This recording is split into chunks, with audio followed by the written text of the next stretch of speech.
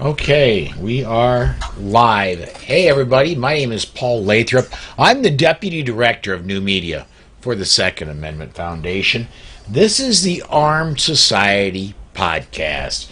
This is the one time every week I have to just kick back and enjoy doing what I first got 9 years ago, got into this do, and that's talking with interesting people and interacting with the fans. And that's what I love the most about what I do, and this is the epitome of that. Joining me tonight, Frank Tait. He's a candidate for the NRA Board of Directors, and one of my normal cohorts in crime, I cannot talk, John Richardson. John's been with me over on Polite Society Podcast for several years now. Gentlemen, the topic, and I think there's going to be about one topic we've got tonight, and I think it's going to consume the whole hour, is the bankruptcy that the NRA filed and the judgment that came about for it this week. One thing that Wayne LaPierre has done that really annoys me is he's been saying, yeah, everything's good, everything's fine, then why the hell did the NRA file for bankruptcy? That's not something a healthy organization does. Yeah, Paul, to me, it's not just that they did it, but how they went about it. You know, going through and filing for bankruptcy, when you hide it from your chief financial officer, you hide it from your chief counsel, and you hide it from the board. I think that was one of the main reasons why the judge threw the case out. And he was kind to the NRA when he dismissed the case, in that he did not say that it was filed in bad faith, but he said it was not filed in good faith, which is kind of a gray answer. But you know, to me, here again, you've got roughly $20 million of NRA members' money that went to go pay for this Hail Mary legal action to try and avoid the accountability that the New York Attorney General is trying to hold Wayne LaPierre and the people that have violated New York nonprofit law. And to me, that's at the end of the day, that's why they tried to do it. They're trying to skate around and get away from the New York Attorney General, and the judge smacked them down. Yeah, I agree that it was kind of a sidestep. And let me bring this up to start with. The NRA may have had a point in that the New York Attorney General is entirely political in what she's doing. That can be evidenced today by the same New York Attorney General, Letitia James, saying, look, we're going after former President Trump, and it might not just be civilly, it might be criminally. She has got the strop out, and she's sharpening her razor. This is all political for her. Yeah, I mean, it is political for her, but we have to remember, she isn't the one making the final decision. It's going to be the judge.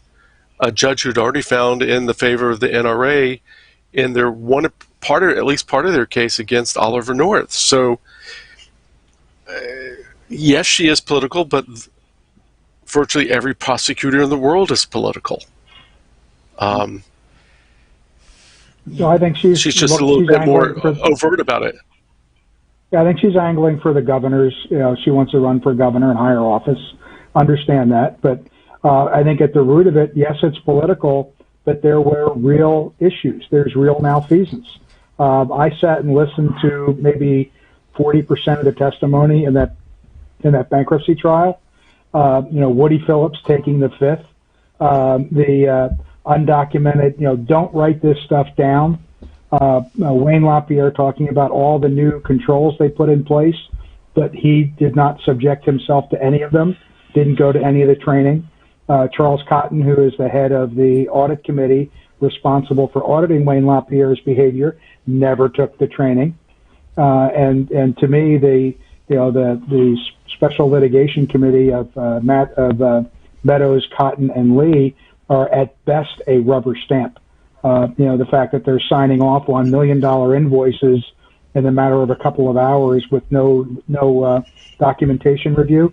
I was part of an officer of a company, and when I got the legal bill, we had to justify every hour of expense on that bill before we paid it. And so to me, when Wayne LaPierre talks about they've got all the right controls in place, horse hockey. Yeah. Yeah, I've seen some of the bills coming out of Brewer, and they are certainly not detailed. It's like, well, this case we had is how much, but not even how many hours and who worked on the case. Yeah. Well, I'll give you an example. I did mergers and acquisitions for a long time. I had armies of lawyers doing things, and so I would get my bill, and it would say this lawyer spent this many hours on this day on this case doing this thing. And so it was, if they were doing an interview, if they were researching a case, they would spell out what that was. And so I had to go through for all the things that, the company got one legal bill, and anything that was attached to me, I had to go through and identify what's mine, where does it go. So it could be, I could verify that, yes, that person did that work, I authorized that work, and that here's the budget that it's coming out of, and here's how it should be reported. And to me, that's just normal business practice.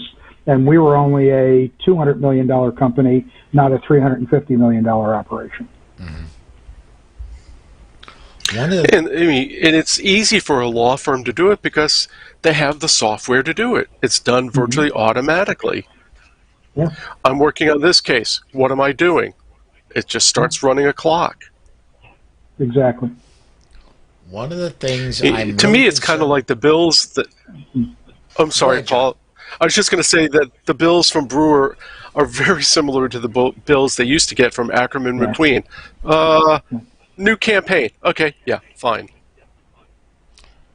One of the things that concerns me about the NRA, and I'm just totally honest here, I'm an employee of the Second Amendment Foundation. I was a fan of the Second Amendment Foundation long before I was employed. And I become more of a fan after becoming an employee because I see how things run. Alan Gottlieb can really, really, really stretch a penny. There's expenditures that have been widely publicized for the NRA that seem to me to have absolutely nothing to do with gun rights and a whole lot to do with enriching Marion Hammer, enriching the Brewer Law Firm, and enriching Wayne LaPierre. That's one of my concerns. If I give $100 to the SAF, I'm betting north of $95 is going to lawsuits. Yeah, and to me, I've been serving on boards of directors for nonprofits for over 20 years. And to me, there's two things. One is when you look at their fundraising, what's the actual yield out of fundraising? I was shocked when I read the North Carolina financial reports that shows that they're yielding, I think it was 16, if I remember right, 16 cents on the dollar is what comes out of fundraising, is that the rest of it goes to costs, and that's all that's coming for the operations of the NRA. And that even that the money that's coming in that's going to lawsuits, it's playing defense. And to me, that's the thing that I find most frustrating, because the Second Amendment Foundation, in addition to playing defense, plays offense. Gun Owners of America plays offense. We want to stop these bad laws before they get started. We want to get candidates elected that are advocating, like to me, the constitutional carry movement. I'm heartened by it. I'm really looking forward to, Texas getting across the line. South Carolina didn't quite get there, but they at least got licensed open carry. People are fighting offense. We need to be on offense. And to me, the NRA continues to backpedal, and that their first move is always a backpedal. They're not a safety trying to stop stop a touchdown. They need to be on the line, offensively pushing and gaining ground to advance our rights, not just protect our rights. Absolutely. I agree with Frank. I mean, that's a great way to put it, that they need to be more on offense. And we had traditionally relied on the NRA to be really good lobbyists, which is what they did well, or we thought that they did well in Congress. Not saying anything about Jason Ouimet. I've heard that he actually has done rather well at the grassroots, but Chris Cox was really tied in. A lot of, in this case, Republicans are very hesitant because they knew he could stretch the lobbying dollar, and he was very strategic in how he made contributions to candidates in which campaigns. Yeah. Well, I think part of it comes to the mindset because when you have a defensive mindset, it comes from fear. And I think part of that gets to, I'm not a psychiatrist or a psychologist, but, how Wayne runs the organization is that if you're not confident in your position, you don't go on offense, you play defense. And to me, if you're confident in your position, you take the win. The NRA can always fundraise off of, they're going to come take our guns, they're doing this, they're doing that. But how much more fundraising would we get if we got some solid wins? Let's go get the pistol braces off the NFA. Let's get silencers off the NFA. Let's get constitutional carry in for everybody, because there are people that will put money behind that. Let's go win after win after win. And sometimes I think the mindset is we need to keep these crises going because that's how people give money, and that's what the politicians get money out of it. The media, the anti-gunners live on this stuff because the media and the anti-gunners are all about the NRA is doing this and the gun community is doing that. But the NRA needs to be aggressive. They need to be upfront and confident that we've got the Constitution, we've got the Second Amendment. It says what it says. We've got a Supreme Court now that I think is going to actually make the Second Amendment a first-class right. And then let's go on offense. So the judge in the bankruptcy basically came back and said, "Yeah, no, this isn't going to go forward." Just flat dismissed it. There were several things he could have done. He went for just flat dismissing it. Where does that leave the NRA as of this moment? And I'm gonna ask you both to get your crystal balls out. What does the NRA look like in a year from now? I'll let Frank go first. Okay. I think it leaves the NRA back where they were on January 14th, except there are $10 to $20 million less money in the coffers for legal bills. They have given the Attorney General of New York more ammunition to use against them based on testimonies that came out. Where they stand a year from now, I would presume that the court battle in New York could still well be going on. I mean, the best analogy I saw was do I really think the NRA will be dissolved in the court? And the actual answer is probably not. It's going to be like the Teamsters Union or any of the other corrupt labor union locals that were taken over essentially by the mafia. The leadership was ousted, the union survived, but it was in a different form, or they had a trustee put in with the labor unions by the Justice Department. I think if the NRA board had the gumption to boot Wayne now, the New York would probably be resolved very quickly. Might be a fine, might be some enhanced reporting, and maybe then would be allowed to actually relocate their charter from New York, which they should have done 30 years ago, down to Texas. And even then, I'm not sure if Texas is the best place. With so many people moving in from California, there's a risk that Texas could be Californicated. Mm-hmm. Yeah. So my thoughts here are that what the judge did is He dismissed the case, I think, for one main reason, in that the NRA, the judge was not going to make law that says that an organization, a nonprofit, could use the bankruptcy law to avoid legal culpability by a government entity. And so that's the reason the case was dismissed. He signaled very strongly that if the case was refiled, he was going to put in a trustee. And Wayne does not want a trustee because then he loses his power. And the people that are around him, I call them the Gang of Four, that's LaPierre, Meadows, Cotton, and Lee, that they would lose their power because they're the people that would be removed. And I think that's where they're trying to avoid that. And now, Wayne sent a letter out today that says they're looking to move operations to Texas. Even though they can't move their charter, they're still going to move their operations. Why? To me, it's a waste of money. And then when looking at it, where is a year from now?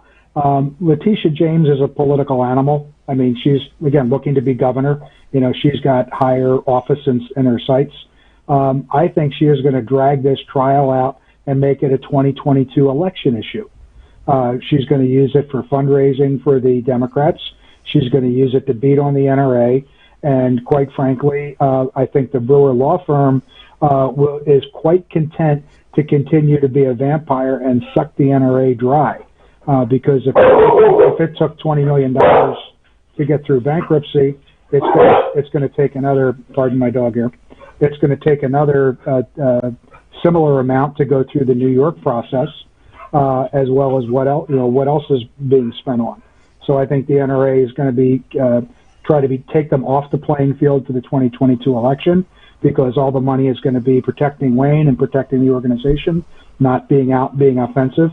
I mean, the fact that the NRA is spending $2 million now on pro-gun rights issues, okay, nice, but they spent 10 times that on legal fees. And so I think unless the board grows a spine and takes action, or unless there's some intervention, that members, for example, intervene in the New York suit and get a members committee put in charge, kind of like what John was talking about, is have a different structure put in place as an interim. I think that would be wonderful, but I think it's a long shot. But I think this time next year, the NRA is smaller, weaker, and still fighting the New York Attorney General. I want to get in several comments that have come in on social media. Jeff Knox, and we all know Jeff. Jeff's a great guy. I've had him on the air before. He says, last time the NRA was on active offense in D.C. was 1986, when the Firearms Owners Protection Act was finally passed. And he adds, with the Hughes Amendment attached. Yeah, the Hughes Amendment, that's why nobody can afford a fully auto anymore. He also says the New York case will just be firing up a year from now. And one more I want to get to from Jeff, the four jackasses of the apocalypse. All right. Spot on, Jeff. And then Gerald says, even Idaho and Arizona are getting fornicated. Yes. Yeah, my wife just got the email from Wayne, and she said he was so full of something. Yes. Bovine droppings. Yeah. I mean, the Truth About Guns had a great picture to go with their comments on the article. It was Kevin Bacon from Animal House doing the All Is Well line. Yeah. And again, I think Wayne's he's trying to say everything's right, but I think the comment here from Gerald is spot on. There are thousands of members that are not giving the NRA any money. When I was getting my petition signed to run for the board, I would say 4 out of 5 people I talked to used to be a member of the NRA, and they're upset with where it's going. I talked to, I'm a training counselor, and I certify new instructors, and people reluctantly join the NRA because it's cheaper for them to get their instructor credentials as a member of the NRA than as a non-member. But again, that they are reluctantly joining. They're reluctantly joining the NRA. One thing that Frank brought up was about being on defense versus offense. If you go back to pre-Heller, and you read Adam Winkler's book, who's not a friend of the gun rights, but he did a very good book called Gunfight, and he looked at how the NRA did their damnedest to prevent Heller from even going to the Court of Appeals, and then from there to the Supreme Court. They wanted nothing to do with it. They did not want to see that case to go forward because they were so afraid of losing. They didn't want cases to go forward because they didn't want to lose. Fortunately, Bob Levy said, I've got the bucks. I'll bankroll the case. If we get attorney's fees, so much the better. Mm-hmm. And they went forward. They won. Then SAF took up McDonald case. We won. The NRA had a tag-along case on that, but without Heller, they didn't want any part of Heller. Well, I think you hit the key mindset.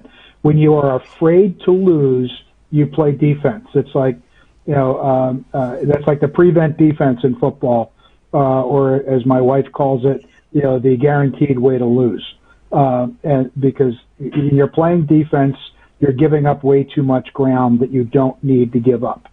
To me, they're playing defense is what gives the anti-gun people, the moms group and the every towns, that gives them room to maneuver. And, we want to shut them down. And to me, the other thing is one of the reasons the NRA plays defense is that it does not play well with other organizations, either the SAF or GOA, and in particular does not play well with state-level organizations.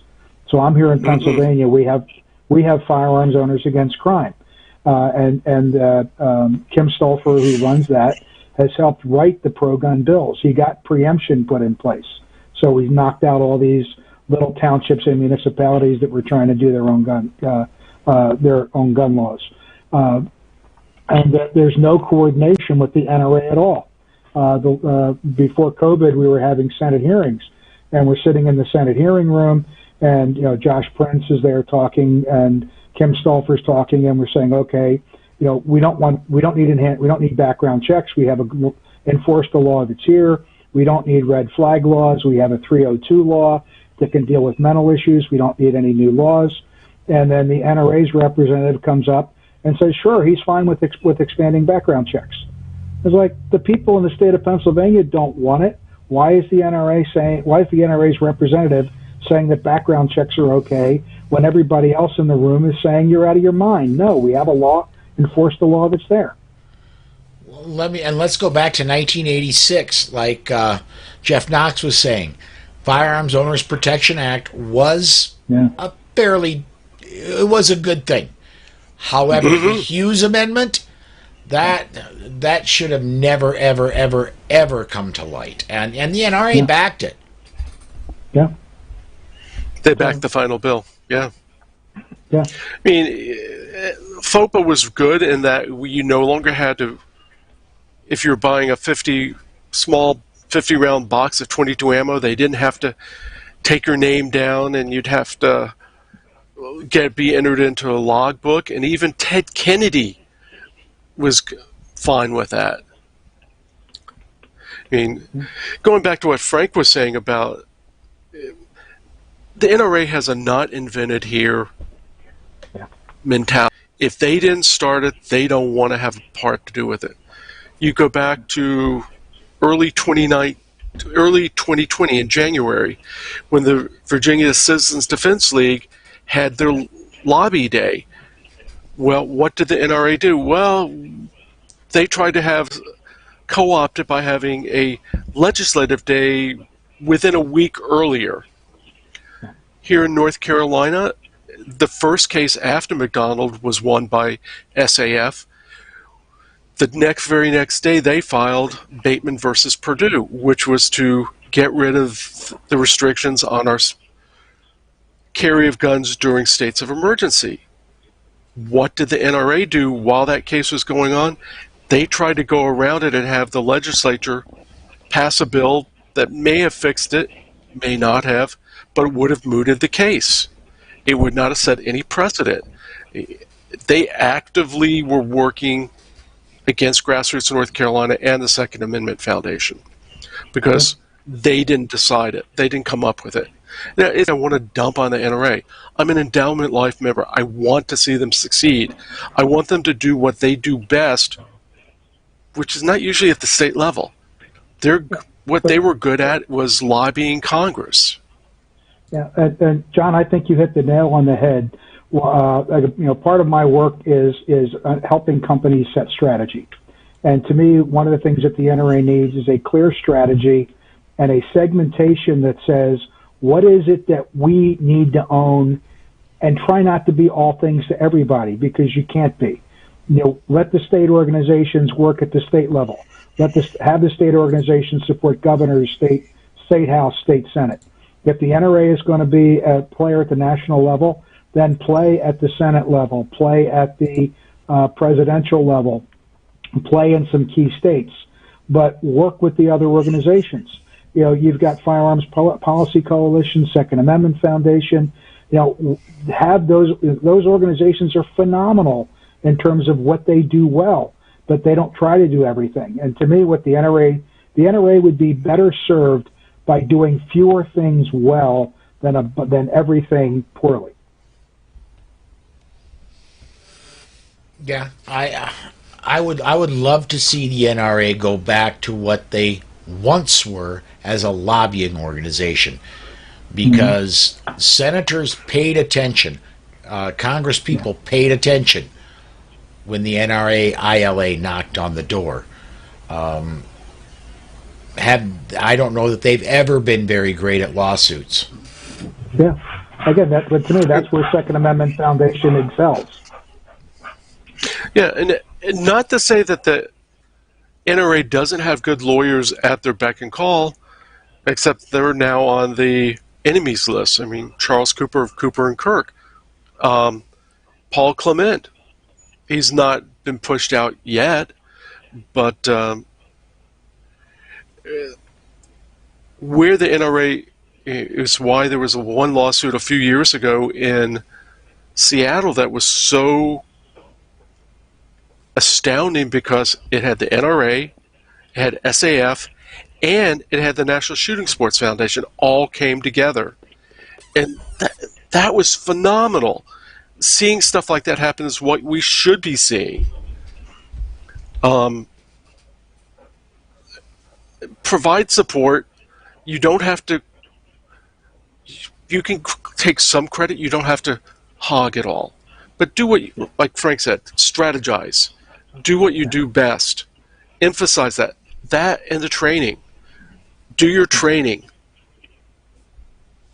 Yeah, I mean, the NRA's got, education and training to me is phenomenal.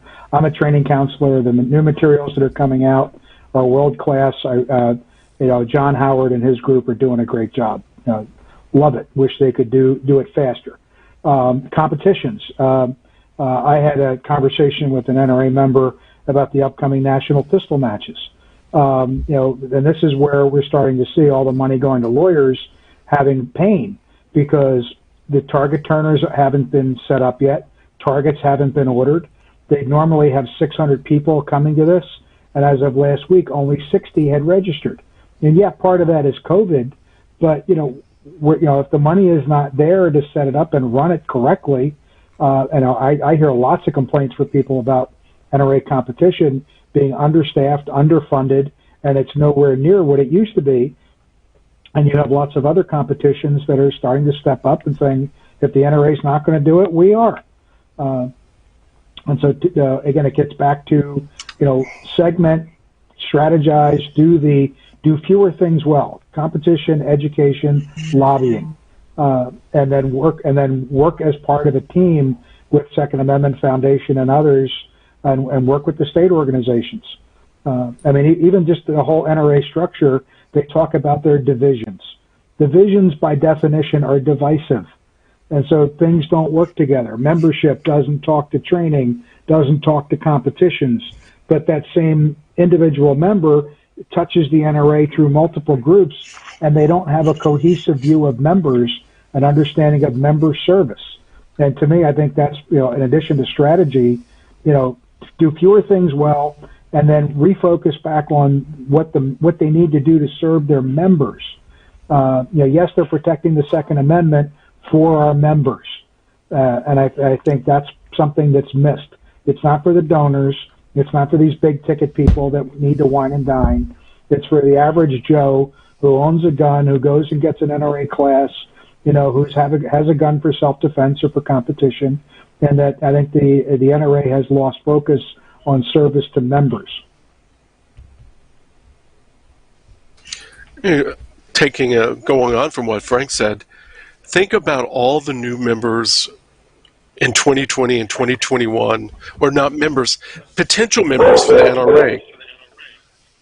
People that are turned off by not gun rights, but are turned off by all the other being at CPAC, being against gay rights or whatever. We should be a big tent bringing, I don't care if you're liberal, I don't care if you're conservative or libertarian. If you believe in gun rights, you're my friend. I don't care who you sleep with or who you don't sleep with. That's not part of the issue. If you just focus... Stephen Gutowski had a very good post 2 to 3 weeks ago looking at it, said, Wayne said we're going to be a 10 million organization. We've actually lost members. We're still 4.9 million plus or minus 100,000 here or there. We should be at 10 or 15 million. I mean, if you look at past surveys, people would say, oh yeah, I'm a member of the NRA. And it's like, and if you extrapolate it from that, there's 15,000 members or 15 million members, even though people had let their membership lapse. There are people that would join if we focused on gun rights and gun rights only. Yeah. And I'm as conservative as you get.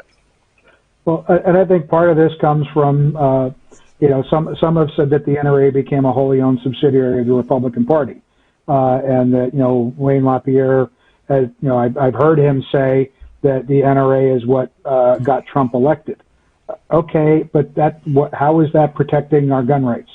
Because when I look at what happened with gun rights with the Trump administration, the only thing that happened is bump stocks got banned. Nothing happened at the federal level to benefit guns.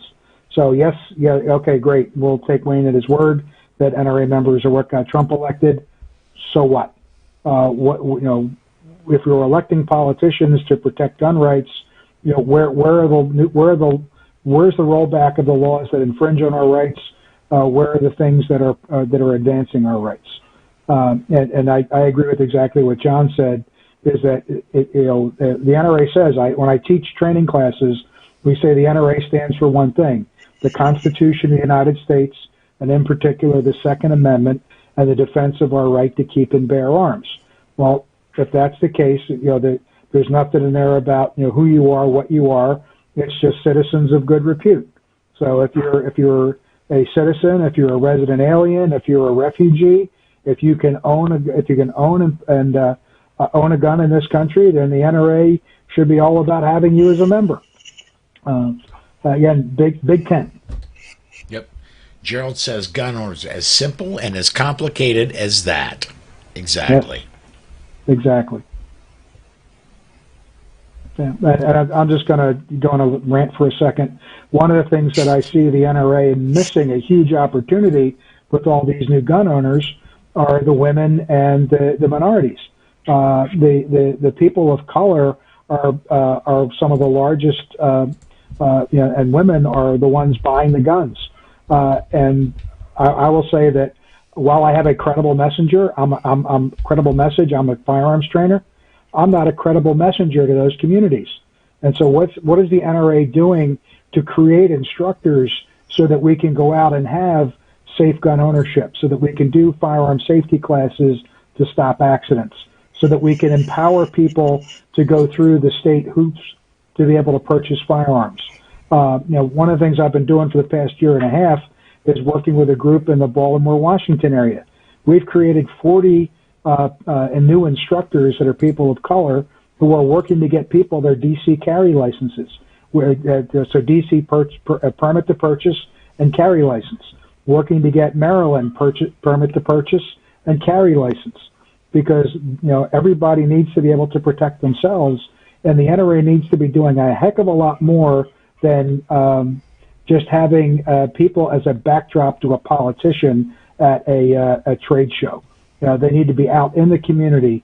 There are NRA people that are on the outreach committee that work to train minorities and train women.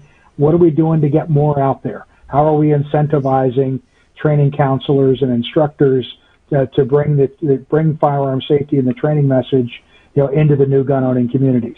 And that, to me, that the NRA is missing a huge opportunity here.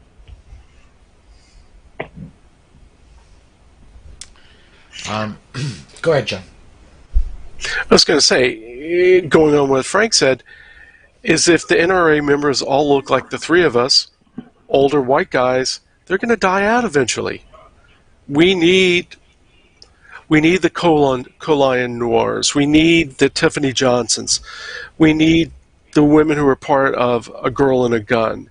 We need all those people. We need the Pink Pistols. We need the Aaron Paulettes, the Operation Blazing Sword. We need them all in. Yeah. And get younger people in. Yes, absolutely. Yeah. I mean, to me, that was part of the training and competition is, bringing the youth, bringing the next generation of firearms owners in. And that's, one of the things that, again, this group I'm working with in Baltimore, Washington, is they're starting to run, using the NRA marksmanship program, getting kids involved.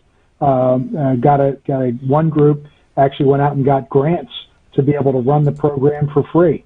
So they're bringing kids in, they're providing the firearms, they're providing the ammo, they're getting the range time.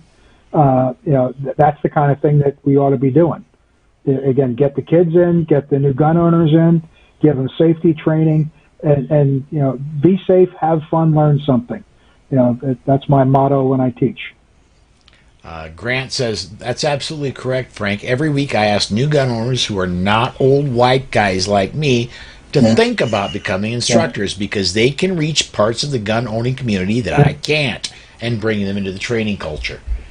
Amen. Absolutely right. Absolutely right. And as I said, we're all white guys. We have credible message, but we're not credible messengers. And what we need to do is to enable those credible messengers to take this out. And again, I know Scott's a training counselor like I am, and that that's what we need to be doing. Getting women instructors. There's a group that's running a Women on Target on Sunday, and we've worked to get. I think there's now 8 women instructors, and this is the first time the men aren't running the class. It's women leading the class for women. And it's been a while coming, but it's fantastic. And again, the more we can do like that, the better. Absolutely. I hate to do this to you guys, but I'm really not feeling well right now. I think we're going to go ahead and we're going to shut this down. We've given it just a little over 30 minutes. We were supposed to go an hour, but I just don't know if I can make it that far, and I'm sorry. No problem. Yeah, no problem, Paul. So if I can just get a 30-second commercial in. Do it. Go for it. Yeah. I am running as a write-in candidate this year. So I did not get enough signatures to get on the ballot this year, and so I'm running as a write-in. I would say the only person on the ballot right now that deserves a vote is Buzz Mills, because he supported Judge Journey and Rocky Marshall in the bankruptcy, calling for accountability. So Buzz Marshall deserves a vote. No one else on that ballot deserves a vote, in particular Carolyn Meadows. So do not vote for Carolyn Meadows. And I ask you to consider writing me in on the back page. And to write me in, it's Frank C., middle initial C, Tait, T-A-I-T, and I live in Wayne, Pennsylvania. And that's what you've got to put on the back of the ballot. And so I ask for your consideration when your ballot comes out in the magazine in a couple of weeks. Thank you, Paul. You bet. So when are those ballots due back in? They come out in a couple of weeks. How long do have people got to get those ballots turned back in? Usually it's about 6 weeks, so they should be coming out in the June-July issue of the magazine, which, as I understand, will hit your mailbox the first week of June, and they should be turned in by the end of July. And then everything is announced at the September annual meeting down in Houston, right? Correct. Yeah, Labor Day weekend down in Houston. All right. Very cool. Well, Frank, thanks for taking your time out of your schedule to talk with us tonight. John, as always, it's a pleasure to work with you, man. Folks, You too. Take care. Thanks for the opportunity tonight, John. I am going to go ahead and shut this down, folks. I'm really, really, really not on top of my game right now. And rather than putting out bad video and forgetting things and things going south, I want to keep what's going out at top levels. So thank you for watching. Thank you for commenting. And come join us again. I hope to have one next week. It's going to be just after my surgery. I don't know if I'm going to be able to do one Wednesday of next week or not. But please do join me at 5 p.m. Central Time every weekday for a daily bullet over on the SAF Facebook and YouTube page. Thanks.